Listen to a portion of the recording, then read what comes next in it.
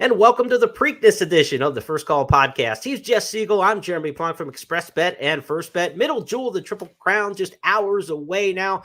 We typically come out with our First Call podcast on Fridays. We've moved it up to Thursday this week for the live distribution because it's Black-Eyed Susan Friday and Preakness Saturday. Can't wait for that. For those of you watching inside the first Preakness Wager Guide, be sure to enjoy all the different content from the handicappers across the first family and all the artificial intelligence data and stats and trends that go with the wager guide.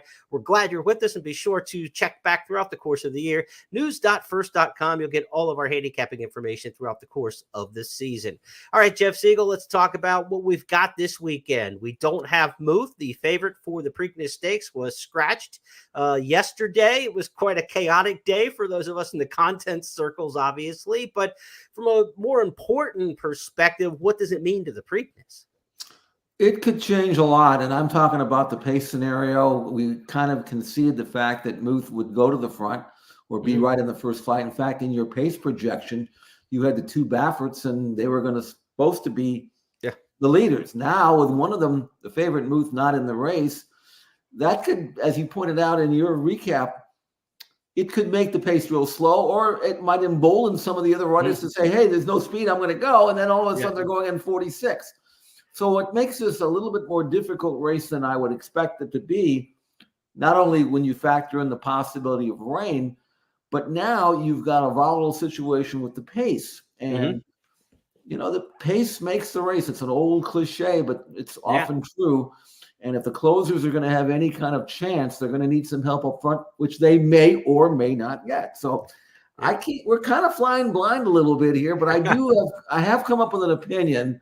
Right or wrong, at least I'm going to have a conviction. So at least I'm not far along the way.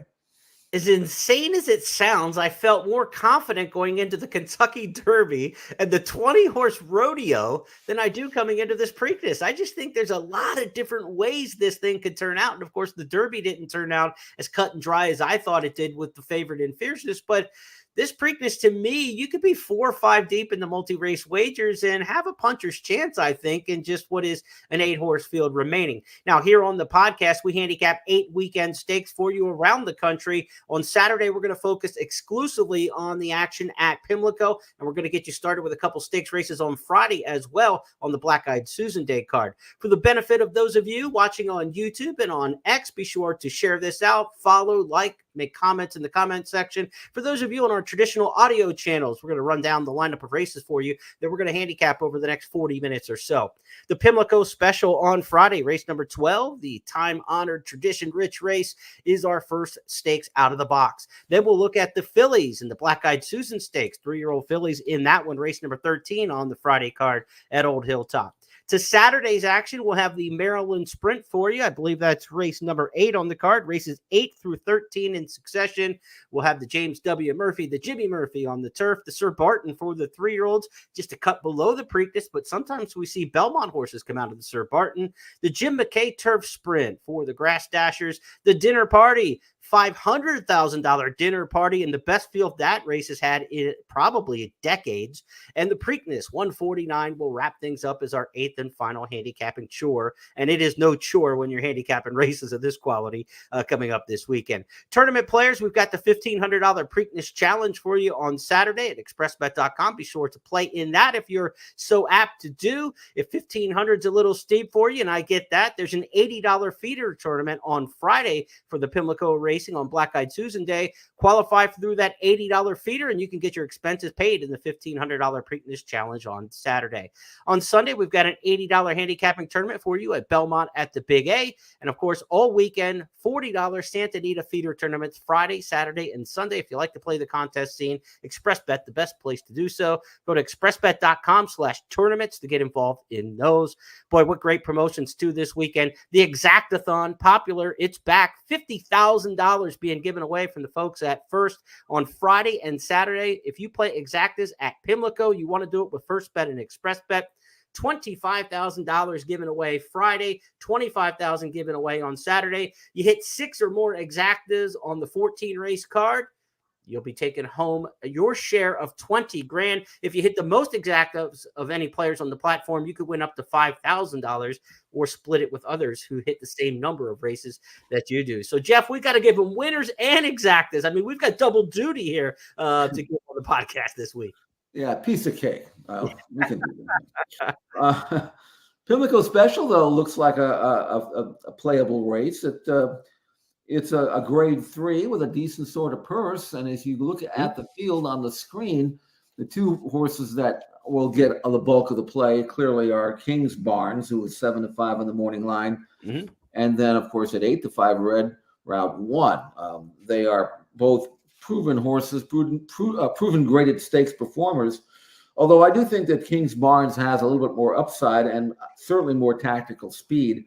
And his numbers are rising with every start for Todd Pletcher. He's a lightly raced Uncle Mo colt with further improvement in him. And I think the 7-5 price that you're getting on the morning line is probably legitimate. I don't think we'll go any higher, Jeremy. I mean, he's a nice colt who's getting better and has a chance for further improvement. And I don't expect him to lose this race the way it's going to come up. The pace situation looks very soft. Yeah, and King's Barnes was impressive at Keeneland. I didn't think the Ben Ali was the strongest edition of that race, but he handled his business like he was absolutely the best horse and ready for better things. And I don't know that this field's much stronger than the one he beat at Keeneland. There's a quarter mile to go. Surly Furious back toward the inside, and Smile Happy is last off the far turn. King's Barnes has a narrow lead. War Campaign is there to his inside. Archie the Giza third into the final furlong. Surly Furious is fourth. King's Barnes in front. Final furlong of the Ben Ali Stakes. King's Barnes and Luis Saez aboard. King's Barnes to win the Ben Ali. War Campaign will be second. Archie the Giza across the line in third. Of course, that was at a mile and 3/16 this year for the Ben Ali, a mile and 3/16 last year for King's Barnes. He won the Louisiana Derby. So this Preakness Preakness Pimlico Special distance is right up his alley. He's going to be tough in here. I think the other horse, Red Route 1, is a pace-dependent type runner. And I think it's interesting that Steve Asmussen puts Harlow Cap in this race on the rail. It looks like a rabbit to me. Harlow Cap's got inside speed. You go to Paco Lopez, one of the top front-end jockeys on the East Coast. It looks to me like Harlow Cap's in there, maybe to give Red Route 1 a target. And, of course, Red Route 1 under Joel Rosario. You talk about riders as fits. Harlow Cap is speed. You go to Paco Lopez. Red Route 1, the finisher, gets one of the best finishers, if not the best finisher in the game, in Joel Rosario. So it sets up where they could get the right trip for Red Route 1, but I don't know that on his best day and King's Barnes' best day that he can beat that one, Jeff. Yeah, I mean, Harlow Cap, I think that's probably what his task will be. I don't know how fast he is, but he may give Red Route 1 a target, but he's certainly going to give King's Barnes a target too. Yeah, that's right. And it might backfire. The thing about King's Barnes is, I mentioned this the last time when we handicapped the Ben Ali, is that King's Barnes, a colt that carries a lot of condition, and I thought that he would produce a significant forward move off his life and death win in his allowance comeback race. Yeah. He was 3-5 that day, barely got there, but I didn't think he was. I thought he needed the race. And if you look at his form from last year when he started out his career, he won his first 3 races, King's Barnes did, but he went from a 74 to an 85 to a 95 Beyer number in 3 starts. And basically what he was doing, he was just basically racing himself into shape, getting some of that baby fat off. And I think the same thing happens here where they turn him out, they bring him back. He's not really fit, but he still wins anyway. He runs better the next time, which we knew he would. And I think he's going to run even better here because he's got a nice, healthy pattern to him. So we could use an older horse in the handicap division right now. And I think King's Barnes, after he wins this race, which I expect him to do, I mean, he's going to be running in some of the bigger races. And like I say, we need horses in that division. And I think he's a willing participant based on his form. And as a colt by Uncle Mo, who brought 900,000 or whatever it was in the 2-year-old sale. He's got a ways to go yet, but he's getting there. I think he's one of the most trustworthy horses over the 2 days. I really think that this is his race to win. The distance, the class should show over that trip. And you've got 2-day wagers and some pick fives and some multi-race wagers on Black-Eyed Susan Day Friday that run through the Pimlico Special. I think he's the most trustworthy horse on either day in terms of the big stakes races. So we'll start out Kings Barnes for me, particularly a single. Let's go to Friday's 13th race. It's the George E. Mitchell Black-Eyed Susan Stakes. Black-Eyed Susan, of course, the state flower of Maryland. This race started off as the Pimlico Oaks, renamed the Black-Eyed Susan in the 1950s. This is the 100th running of this race, going back again a century with the Pimlico Oaks, now the Black-Eyed Susan Stakes. And this is the fillies version of the Preakness Stakes. Over time, we've had some great runners here. You think back to like Silver Bullet Day in more modern times. And in the old days, some of the really big fillies and mares of all time ran in this race.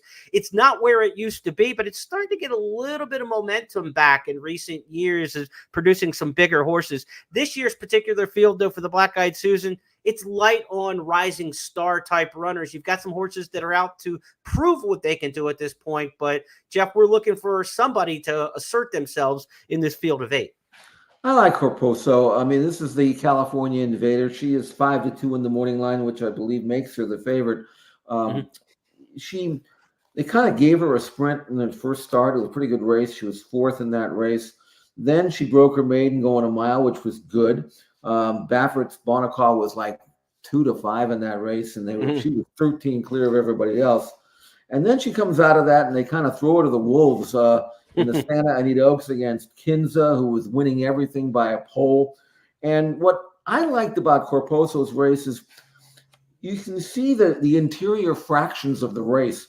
46-4, 110, and 3. The pressure was turned on there. Yeah. Sub 24 quarter, which was, by the way, the same day as the Santa Anita Derby later on in the day. And the Santa Anita's interior fraction was much slower. So obviously Corposo lost a lot of steam, as did Kinza. The winner that day, nothing like, I don't know what came out into her. She ran great that day. But Corposo's race was really, really good under the circumstances. And even though she got tired, she didn't quit. I mean, she stayed on gamely. Now she's had time off in between that race. She's got a 59 and change work last week. She's got good tactical speed in a race that probably won't be all that fast. I'm looking at the form, Jeremy. Do you see a hot pace here? I don't. I see a comfortable pace, but nothing fast. And I think Affleone's going to put Corposo in the race, and I think she's going to be just where she needs to be. And I don't think she's going to be forced to go that fast from the 3/8 bowl to the quarter bowl, because I think at that stage they'll all be slowing up a little bit, and I think that Corposo is going to enjoy the fractions that she's going to see in this race as opposed to the last one. We turn our attention now to Saturday's races on the 149th Preakness undercard, starting with the Maryland Sprint. It'll be race number 8, 6 furlongs here. This is the race where Artax famously ran into a fan on the racetrack back in 1999. Best known for a bad time for sure, but this year's Maryland Sprint's got a real good local flavor about it, Jeff, with, regional horses like Coastal Mission, Prince of Jericho. This is a good sprint race, but some national names as well, like Prevalence.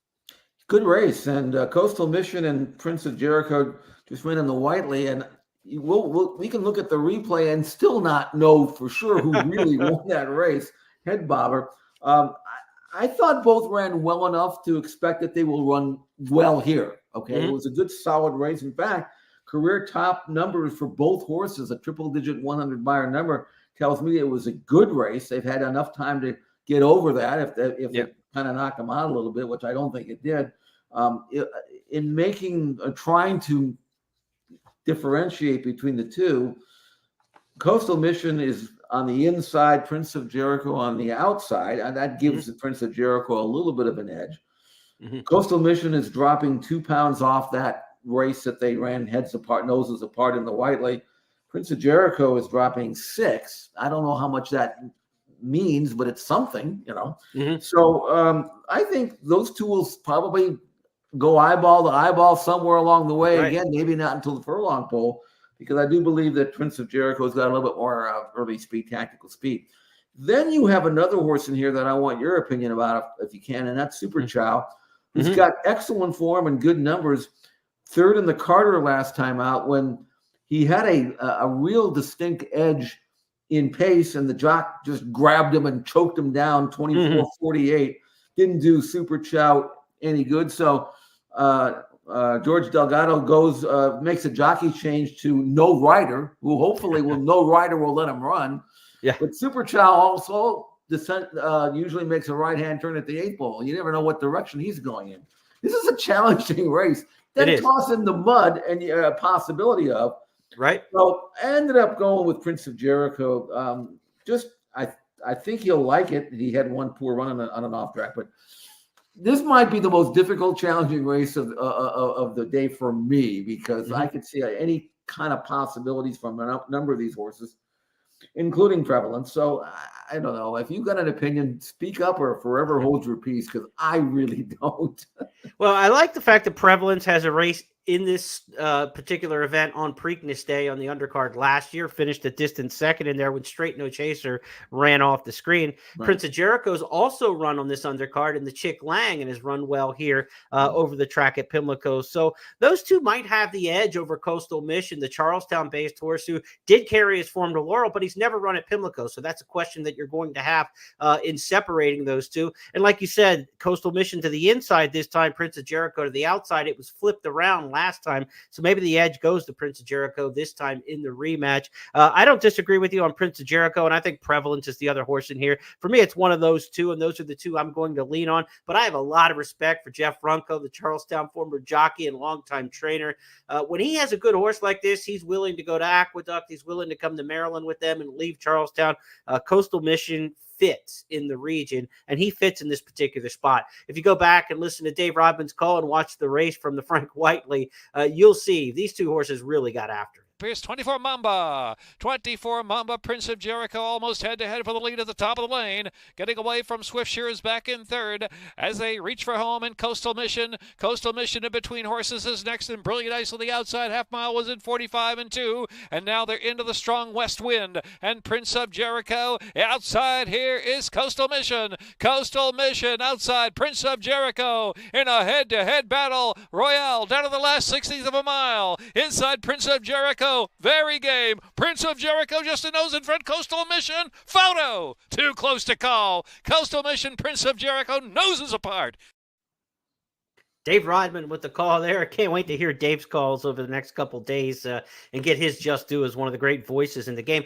Be remiss if we didn't mention Jackson Traveler in this race. It's Preakness weekend. He seems to show up almost every year at Pimlico. Great local record. He's coming off a race against Skelly in the Count Fleet that, was not like him. I mean, his other races prior to that, he was right there in the Whitmore. He traveled to Sunland Park successfully. Steve Asmussen on the undercard Preakness weekends has been like that trainer in any kind of points bonus standings. I mean, he's bringing the barn usually Preakness weekend, and Jackson Traveler is a solid horse, and he'll bounce back, I think, off that last race. He's had some poor efforts in the past and came back and run from them. This is a good competitive field, and if you're looking to get beyond maybe the first favorite or two in the race, Jackson Traveler's got a real shot. And not only that, but he's won first or second 5 out of 6 times at races at Pimlico, so he's a horse for course. Getting back to Coastal Mission, I would tend to want to try to beat him, but then I noticed that he's won 6 races from 8 starts over a wet track. So if it rains and it's wet, how do you throw him out? So anyway, it's a tough race. I have opinions on some of the others. I can afford to spread at least one race, right? Absolutely. Absolutely. I don't think we mentioned it. We've talked about the threat of rain, but the actual forecast I saw right before recording this podcast on Thursday, late morning, early afternoon, was 80% chance of rain on Saturday, a quarter inch. So it's not like they're calling for Noah's Ark, but will it be enough to affect the conditions? That's what we're all just going to kind of hold our breath and wait and see. Friday's racing looks to be absolutely pristine in terms of the weather in the Baltimore area. So let's go back to the schedule as we move from the Maryland Sprint to the Jimmy Murphy. These are 3-year-olds on the turf. The best named horse in the entire crop, Lucky Jeremy, starts us off on the rail. If he wins on Preakness Day, I'll be a happy guy. Jeff, he tries turf for the first time. Mike Maker, the new trainer of Lucky Jeremy, a barn move there from Bill Morey. So Maker seems to move horses up a lot and moving them to the turf. So we'll see if that one, a horse who was third in the Sunland Derby, might be able to get a little fun share for me in there. But from a handicapping standpoint, he's not at the top of the list in this particular spot. Who do you like in the Jimmy Murphy? Well, I'll give you a little bit of a positive. Lucky Jeremy, you mentioned first time on grass by looking at Lucky, a ton of smart strikes, so there's enough grass bleeding there. But out of a mare by War Chant, Yeah. so you never know about a horse like this. He may love it, he may just like it, but he might be worth throwing in at 10-1 from the rail, especially if he can get a trip on the front end. Now there is other speed in the race that might pressure him a little bit.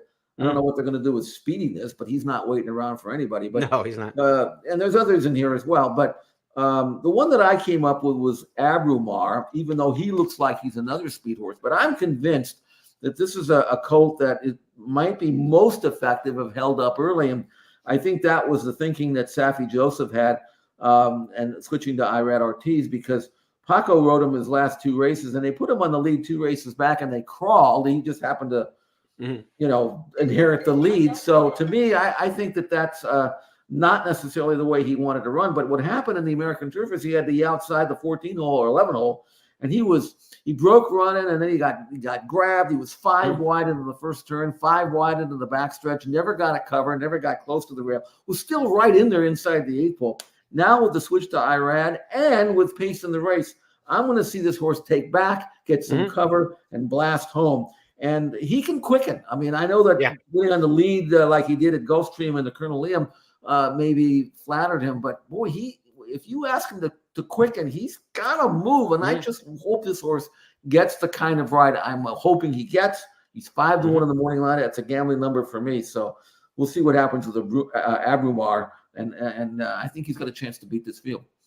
His 3 wins are by 2 combined lengths. He wants to beat you in a tough fight. He's one of those horses who wants to stick his neck out. Let's go back and look at that Colonel Liam victory. Sue starts back for Abrumar. Now the pace quickens with Abrumar just ahead in front. 3 wide. Cugino's going to force Silent Heart to go. At the inside, it's Rapture Bay, who's now 4th. Triple Espresso wide and needs to do a bit better than that as they run to the top of the stretch. From between horses, it's Silent Heart. Down at the inside, Abrumar. Cugino with every opportunity down the stand side. There's an 1/8 of a mile to go. Abrumar digging in gamely for Paco. Cugino and Silent Heart right alongside. Almost 3 in line as they drive for the wire. It's Abrumar who would not be denied. Another one watching this race, I think, is Twirling Point. Well-traveled, Jonathan Thomas, Augustin Stables. Love the pedigree here by Twirling Candy, but the mare Kitten's Point, she was a Grand Motion trainee. Just loved her as a race mare. And this one's versatile, just like Kitten's Point was. Synthetic, turf, took the game anywhere that she ran. Twirling Point's been to the West Coast, been to Kentucky Downs, been to Turfway, been to Woodbine. This horse showing up with Frankie Dettori aboard and drawn really well. We'll break from the 3-hole probably here if we stay on the turf. So Twirling Point, I think, very interesting. Now, if this race does come off the turf, then those locals like Speediness entered in this race, probably looking and hoping that the race would come off the turf. And the same thing with Copper Tax, who's entered just main track only. Copper Tax was thought to be a Preakness possibility after he won the automatic berth and qualifier in winning the Federico Tessio over Speediness. So if this race comes to the main track, things change up quite a bit. But on the turf, I'll give Twirling Point a shot in here, Jeff, to have a shot. And again, if this race came off the turf, Lucky Jeremy and the pedigree says, yes, maybe we'll like the turf. But certainly if it's a wet track and inside speed, this horse wouldn't mind the Murphy coming off the grass either. I don't know the rules back at Pimlico. I know that they are in California, but if you enter main track only, you have to enter main track only, as Copper Tax did. Right. And he's not going to run if it stays on grass. But I don't think it's necessary because it's a stakes and you don't need a reason to get out of a stake. Right. So why commit yourself to main track only when you can still get out if you want? Who knows? Yeah. But the thing about Twirling Point that because I know him out here in California, I thought he was a decent horse, not great or anything. But what I liked about him is that both of his wins were wire to wire, gate to wire, which means the first impression is probably needs the lead. But then in the rush away on the all weather, he rallied from 10th. He could beat only a half length. So who knows? Maybe he wants to be taken back. And again, in a race with plenty of pace in it, I could see Frankie just kind of drop in and get cover and make a run. Yeah. I would throw him in. He certainly would be on my ticket somewhere for sure, even though I still do like Irad's horse, Abrumar, Safi's horse, but as a backup or a second B horse, Twirling Point's got to be used somewhere. Let's move to the Sir Barton. We stay with the 3-year-olds. This one on the main track. Next up, it's race number 10 on the card. 100 grander, mile and a 16th. Most famously, the race where Sarava came out of here and went on to win the Belmont Stakes in that major upset back in 2002. Sir Barton, the mile and a 16th undercard consolation, if you will, for the Preakness horses. Not quite up to the Preakness level. We thought Imperial Gun in here for Steve Asmussen after running a good second in the Bathhouse Row might be a horse along with Informed Patriot for Asmussen, who may move on to the Preakness, but he wisely, I think, found a little softer competition here with Imperial Gun. Unfortunately, he drew the outside post with Imperial Gun in a field of 10. They are widest of all in post number 10. How do you see this one shaking out, Jeff? Well, this is another race that does not look like it has a lot of pace in it. So I want a horse with tactical speed. So the first horse I looked at, and I was surprised that he wasn't favored, although now I understand why he isn't, is Tuscan Sky, because he did show some speed, but both races were on off track. That's the good news, bad news thing. Maybe he needs an off track to run well, but maybe he'll get it. Maybe he'll get it. Yeah. Then I went back. I said, well, he was 5-2 in the Wood Memorial. He didn't look like he ran all that well. I went back and watched the tape of the race. He was awful that day. I mean, he didn't do anything. He didn't show speed. He didn't close. He just kind of ran up and down. Todd's putting blinkers on him. Maybe he's just experimenting, and maybe he is hoping for rain. So I don't know what to make of Tuscan Sky, other than my initial impression is if it's not done off track, then he's really not all that much. Now, let's jump ahead to Corporate Power. Again, we talked about Curlin, so automatically he's the top of my list for various reasons, not the least of which is your statistic about how good Curlin's run at Pimlico. But this is a colt that is improving. His numbers are going in the right direction. Got beat in the slop last time out by a colt that came out of that race and ran pretty decent race in the Peter Pan, made the running that day unique insight. So that was a decent race. And now he puts blinkers on, and he's a Curlin. He's supposed to wake up and get better and better and better with experience and age and maturity and distance. And I mean, this is the kind of colt that if he were to show up and run well in this race, maybe win it with authority, why wouldn't he come back in the Belmont? I mean, that's what he's supposed to be like. $925,000 yearling. And, the last race was in the slop, but the race before that at Gulfstream was good. And I think he's got upside that some of the others don't have. Let's see that win by Corporate Power. It's not going to visually blow you away, but the competition in there was good. Sturdy came back and ran well. Batten Down is the son of Close Hatches for Bill Mott, who came back, ran well at Keeneland, and then won next time out impressively. So this was a pretty good maiden race that Corporate Power came out of, and he showed some guts in that one. Top of the stretch, the three favorites almost in line, with Corporate Power trying to catch Batten Down. Roughshod's the one working harder between and not gaining. Underway from the back is Sturdy. 3/4, 112-3, and Batten Down traveling very well for Paco. Off the turn, 2 on top. Here comes Sturdy to try to go get him from second. Corporate Power not finding much under pressure. 1/8 of a mile to go. Batten Down's now struggling to hold on. Down the center, it's Sturdy who's lifting late. Corporate Power between horses is emboldened by the challenge. They come for the wire. Corporate Power's in between. Jeff and I are in agreement. We're both taking Corporate Power to win the Sir Barton Stakes, with perhaps an eye towards the Belmont on the other end of a successful run. Let's go next on the program to race number 11 on Saturday. It's the Jim McKay Turf Sprint. 5 furlongs on the grass here, $100,000. You can't think of this race without thinking of the great Ben's Cat. I mean, he just I don't know. He had to pay taxes as a resident of the Jim McKay Turf Sprint as many times as he ran in this race over the years, and took up residence in the winner's circle in this race. And of course, the Jim McKay Turf Sprint, named for the founder of the Maryland Million. You know him more as the host of ABC's Wide World of Sports for so many decades, and really the face of broadcasting for a large portion of his career, Jim McManus. He wasn't a Maryland native, but he lived there for nearly all of his adult life and was a major influence on racing in Maryland. Again, after visiting the Breeders' Cup for the first time in 1984. He says, why can't we do this in Maryland with state breds? And that became a year or two later the very first program in the country for the state bred championship days that so many other states now emulate. But Jim McKay was the pioneer of that and one of the great broadcasters of all time. The race in his name, the Jim McKay Turf Sprint. I would just say take Ben's cat, Jeff, but we got to do more work than that. He's not with us anymore. Yeah, I know for sure. Well, again, a very challenging race. Number of these horses are capable of winning on their best day. Toss in the possibility of some wet turf or softer turf. I think it'll probably be in pretty good shape. I was looking at this race, and Whitty, who's always been a real pro, first or second, 15 out of 21 starts, late running sprinter deluxe, and winner of 4 out of his last 5 starts, and second in the previous 4 before his that first win in the streak. How genuine and consistent can you get more than Whitty? And yet, the one race he didn't run all that well in was when he finished 5th, beaten 5 lengths at Aqueduct in the Turf Sprint Championship, a race in which they ran 107-1 on turf. And the reason why I bring this up is because I like Whitty, but then Boats Are Rockin' was actually second in that race and finished 4 or 5 lengths in front of Whitty. Now, we haven't seen Boats Are Rockin' since that race. He was 44-1 in that race. He paired up his 94 buyer number that he had won at Laurel, earned at Laurel in an allowance win.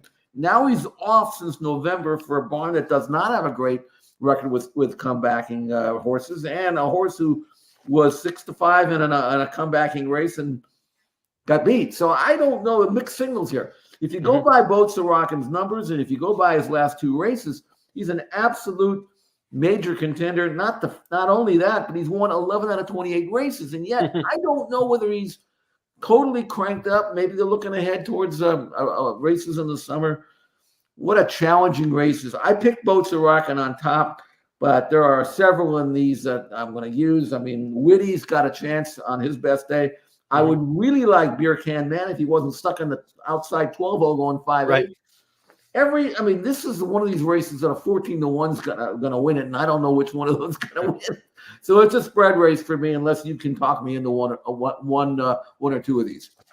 Well, I think when you're looking at horses like Whitty, I mean, he's probably the horse to beat in here, but his style is so doggedly slow at the beginning, and it's all about the finish for him. If you're going to beat him, it's not going to be with a mid-packer or a closer. If the race sets up for a closer, he's probably going to get it. Look at his record.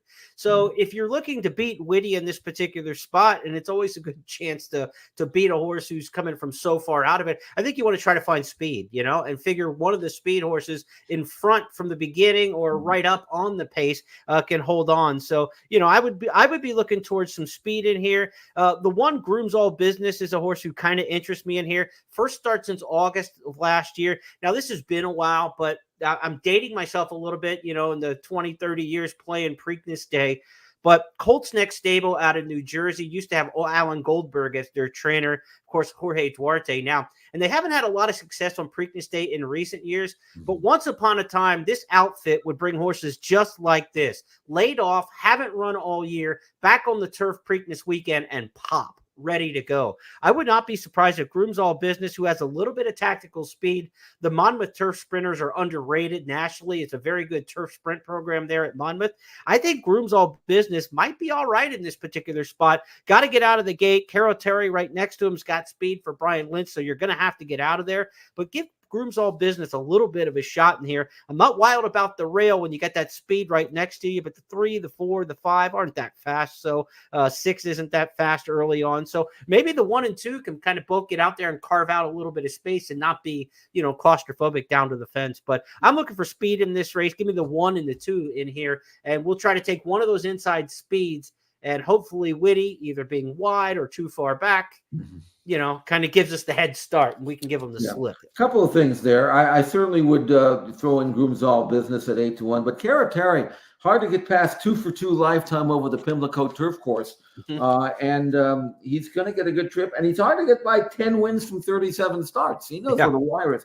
I'm not going to get beat in this race with a 12-1 shot like Cara Terry. I'm going to throw him in. But Boats Are Rockin', the horse I mentioned, he's one of these horses that can actually sit behind the leaders, but not far back. He's right in the fray, but doesn't need the lead. It's just a matter of whether he's cranked up and ready, and I don't know that. So again, I'm going to use him, but without anything definitive. I just don't know whether I trust him enough to put all my eggs in his basket.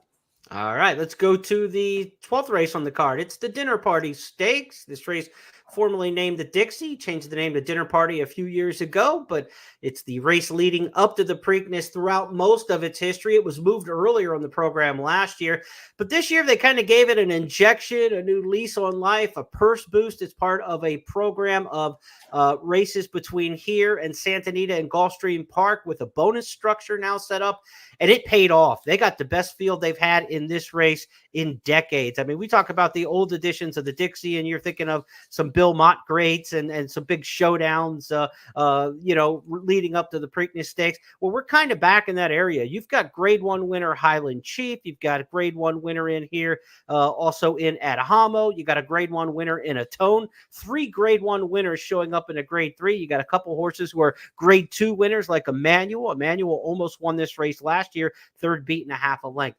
This is a good field, Jeff. This isn't the absolute top cusp of the turf division in America, but it's not that far off of it. And for a Grade 3, this looks a lot more like a $500,000 race than a Grade 3. So it's good to see the Dinner Party kind of getting back to its old groove with this year's lineup.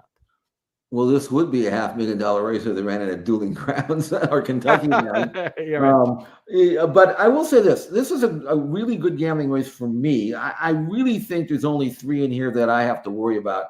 Running B is my top selection because he's still lightly raced. He's still potential. He's only had 9 starts with 4 wins. He's 5 years of age. He came off a little bit of a breather. I thought won at Keeneland, an allowance race, a confidence-building win with authority. You're in a good, strong speed figure. Got, again, practical speed. I think running B is going to run great here. Then you've got Emmanuel, who's got proven form in graded company. You mentioned how well he ran in this race last year, beating only a half length. He's coming out of a race, quite frankly, that he just wasn't good enough to compete in. I mean, that was a monster race, the Maker's Mile. You're running against Master of the Seas, you're asking for it. But he'd run well in the Canadian turf at Gulfstream prior to that. He's got enough tactical speed to be right in the fray. If the pace is slow, he's going to be right there. And then Beatbox, I know you like him, and he's hard not to like because he's another one of these horses who knows how to win races, and he can really kick it in. And if Joel Rosario can get him, within range, midway on the far turn from the quarter pole home, he's going to outkick anybody. So, I mean, those are the 3. I mean, now it's just a matter of who shows up with their best race, who gets a favorable race flow, and who gets a good trip. I'm taking 9-2 at running B, but I'm playing rolling exotics using all 3. Yeah, I'm with you. I mean, I don't know. You can't read my paper probably, but I've got 9, 10, 5 right up there at the top, right? I mean, we're in the same, category in this. I think there's a solid pace in this race. I think that late running style of Beatbox might really fit well here. It's Rosario on a closer. I'm kind of drawn to that like a magnet to start with. But I have the DRF PPs here. I also got the Brisk back here somewhere that I printed out because I love late pace figures, and I like the Brisk late pace figures for a race like this. Beatbox has some of the most impressive Brisk late pace figures of any horse in training. He is phenomenal on the back end of his races, and I expect that he's going to run really well in here and get a great pace setup. Now, that last race, the Mervyn Muniz Memorial, the horses like I'm Very Busy, a Web Slinger, they came back with some mixed results in the Kentucky Derby lead-in race. We saw the Turf Classic run 2 weeks ago at Churchill Downs, but that was a tougher spot than this particular one. So I don't know if we necessarily say that was a negative key race coming out of it, because Web Slinger did run well. I wouldn't say that at all, Jeremy. A couple things. I'm Very Busy was badly victimized at Churchill by a lack of pace on a very, very wide trip. I would not hold that against him. And the same thing about Beatbox in the Munis. He was 4th that day, beating 5 lengths. He never even came close to the rail. He was wide every step of the way and never got any cover.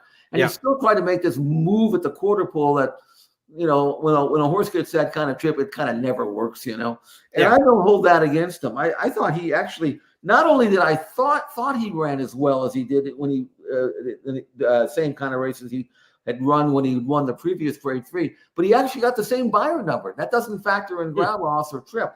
So he actually ran really well in his last race, much better than that line will show. And now Rosario, who probably was aware that he kind of messed it up, is going to be really thinking about getting some cover and make one run, not one extended run in the 5-path.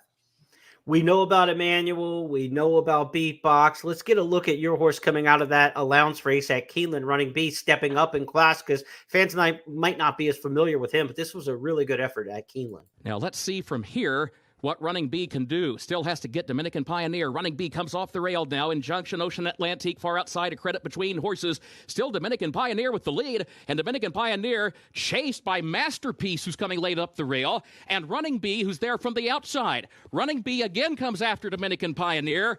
Running B, yes, finally. And not much pace help there. You saw the slower fractions and still able to reel in the leader.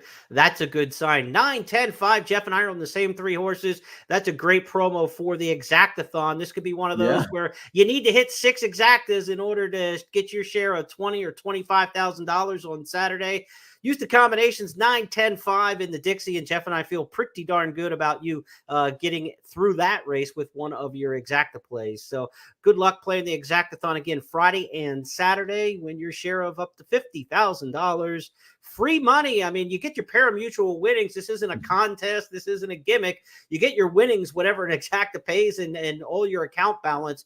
You just get paid if you have a lot of Exacta winners, and you can play as many as you want in a race. It's not like you got one shot to play an Exacta. If you win an Exacta in 6 of the 14 races, no matter how many combinations you play, you're in there for those splits. And typically the Exactathon splits have been anywhere from $300 to $600, $800, $1,000. We've seen some weeks when there have been some crazy results. So be sure to take part in the Exactathon. Opt into the promos. That's going to bring us to Preakness number 149 in our final handicapping destination this weekend on the First Call podcast. Preakness Stakes started out with a field of 9. We are down to 8 after the scratch of Muth. Of course, that news broke on Wednesday. His flight overnight Tuesday into Wednesday reportedly had a fever of 103 and was scratched on Wednesday. So we've got 8 in the field as we record our podcast here on Thursday around noon. So Jeff Siegel, let's take a look at the field with Mystic Dan. Now you've got to expect him somewhere in the 7 to 5 area, perhaps. That's what I'm guessing in terms of odds. That was the price on Mage, last year's Kentucky Derby long shot winner, when he came to a Preakness and took on a field that didn't have any other heavy hitters. And you look at the field in this year's Preakness, there's not a big name heavy hitter to take the money away from Mystic Dan, I don't think. I think he goes somewhere around 7 to 5. And yet, in looking at our Preakness wagering guide, 20 outstanding handicappers made 1, 2, 3, 4 picks, part of our family at Xpressbet. 20 of them. You know how many picked Mystic Dan? I put it together, so I know. 2. Me and Bailey.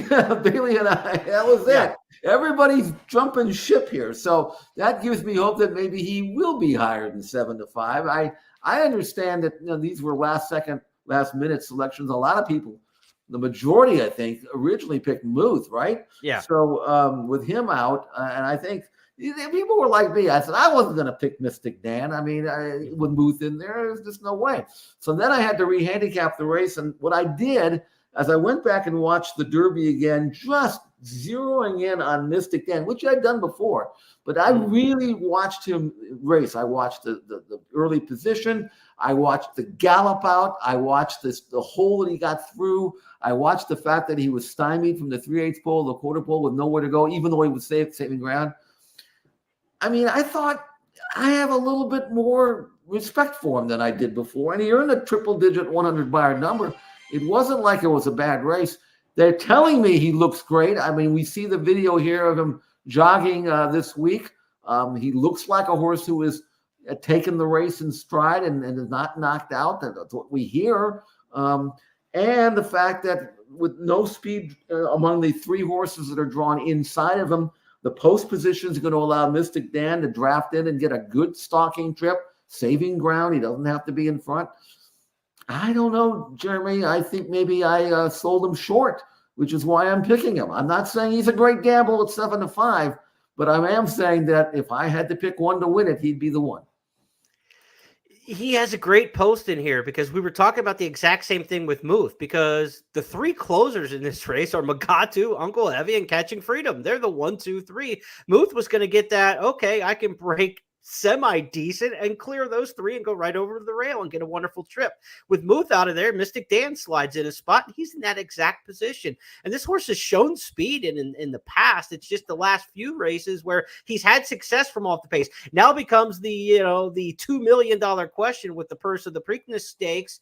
Do you play the scenario or do you play the style, right? Because the scenario says you break this time, clear those three, go over and kind of get up into this race right away. Maybe not in front of Imagination, but with Imagination to the far outside, maybe the lead is just there for the taking. And when you have the best horse in a race and who has shown some speed in the past, do you just go? Or do you change what's been working, which has been to kind of sit mid-flight, rally up the inside, and come after him?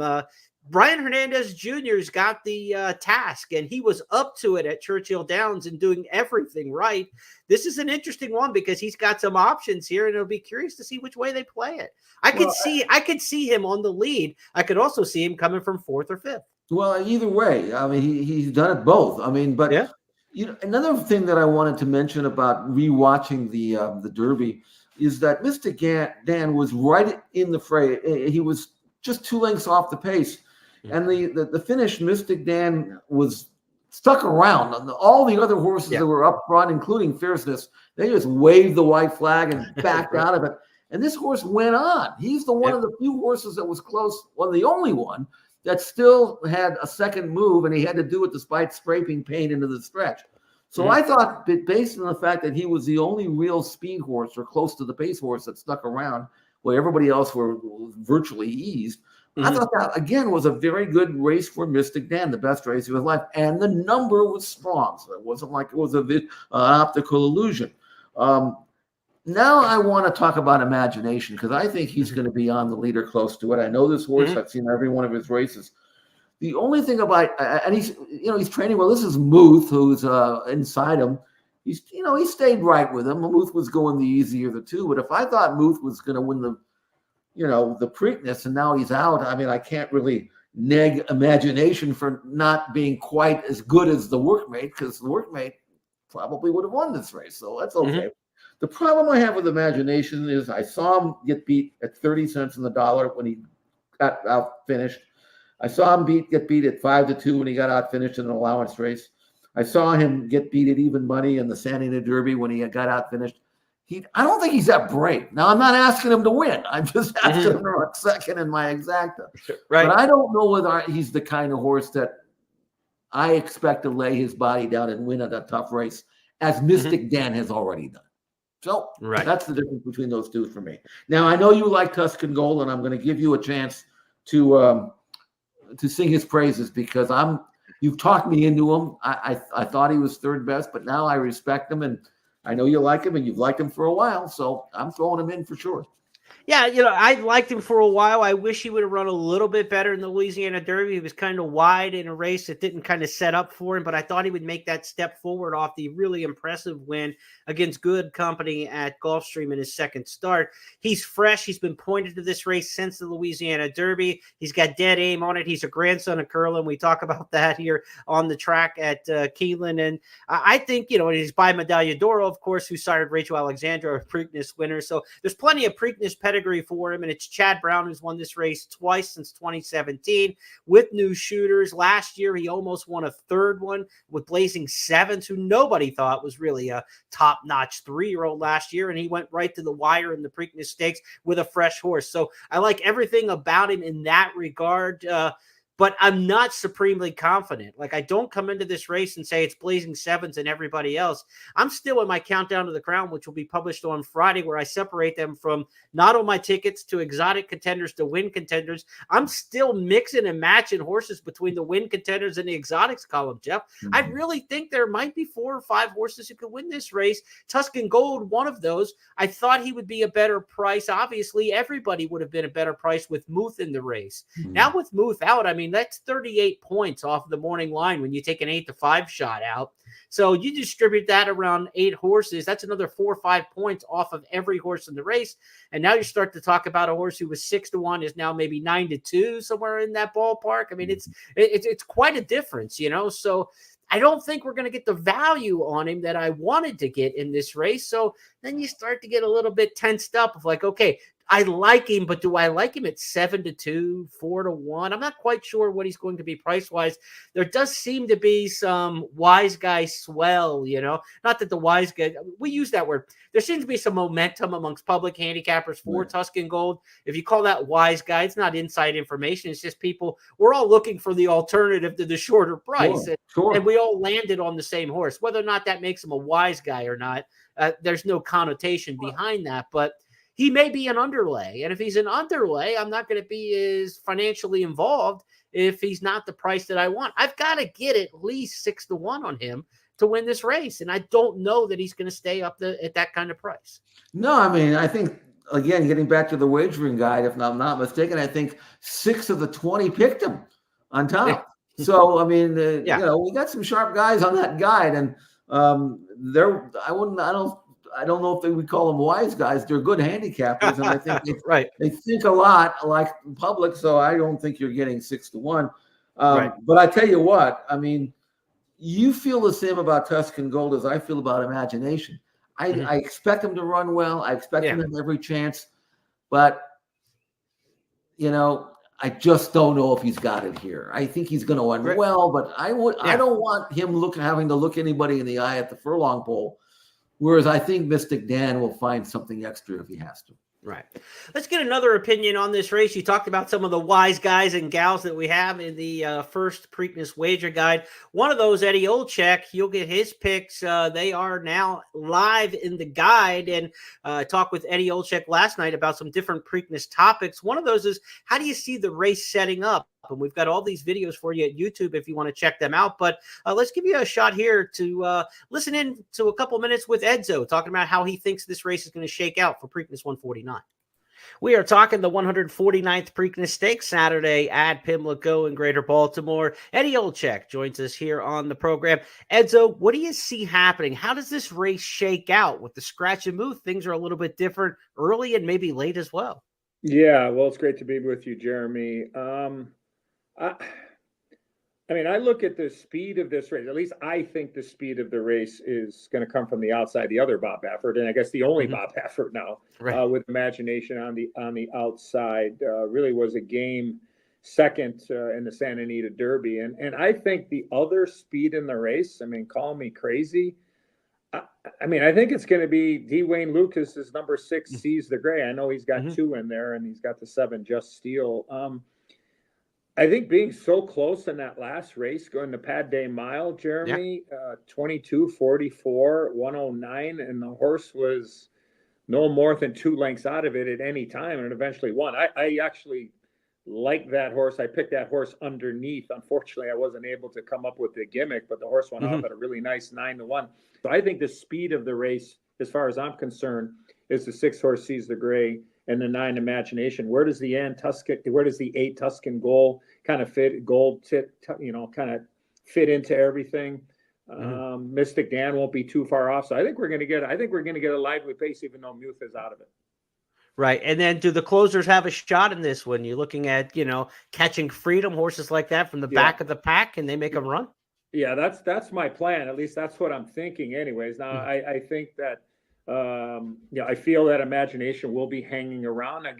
But I do believe I think the pace will be hot enough, and you're going to look for a horse that's maybe in that mid pack, or if they do go overly quick, maybe get a horse to pick them all up. So yes, I think that the pace will come back, kind of like it did in a Derby, so to speak, right? Like, I mean, Mystic Dan was sitting the perfect trip and got the trip up the rail and beat the closers home. So I think a very similar type of style on how this Preakness Stakes is going to run. All right, we'll see how it shakes out on Saturday just after 7:00. All right, well, if Eddie's right, then you're in good shape, Jeff. It's going to play out just like the Derby did.